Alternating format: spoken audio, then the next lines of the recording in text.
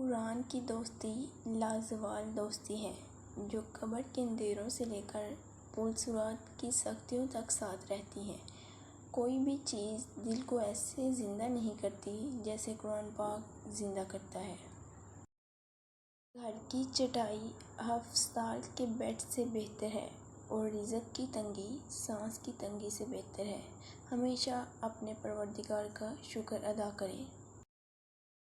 انسان بزدل اتنا کہ خوابوں میں بھی ڈر جاتا ہے اور بے خوف اتنا کہ جاگتے ہوئے بھی اپنے رب کی نافرمانی سے نہیں ڈرتا۔ کچھ لوگ میت کے بارے میں اچھائی کم برائی زیادہ کرتے ہیں تو کچھ ادھر ادھر کی باتیں کرتے ہیں۔ موت ایک حقیقت ہے۔ آج ان پر کہا جا رہا ہے، کل ان پر اور لوگ کہیں گے۔ وقت ہے سنبھل جائیں اس سے پہلے کہ دیر ہو جائے۔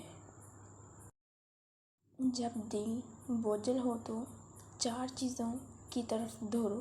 نمبر 1 قرآن کی تلاوت، نمبر 2 نماز کا قیام، نمبر 3 ذکر الہی کی کثرت، نمبر 4 توبہ میں جلدی۔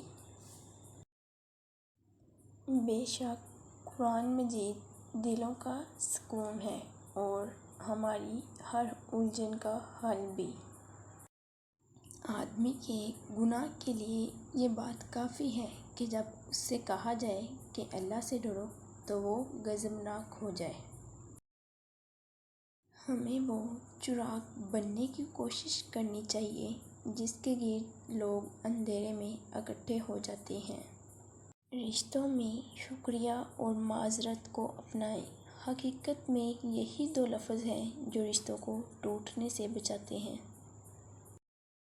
مزاج کے خلاف بات پہ مسکرا دینا بحث اور لڑائی سے بہتر ہے۔ کتنے اچھے ہیں نا وہ لوگ جو ہمیشہ دوسروں کے لیے خیر کی تمنا کرتے ہیں۔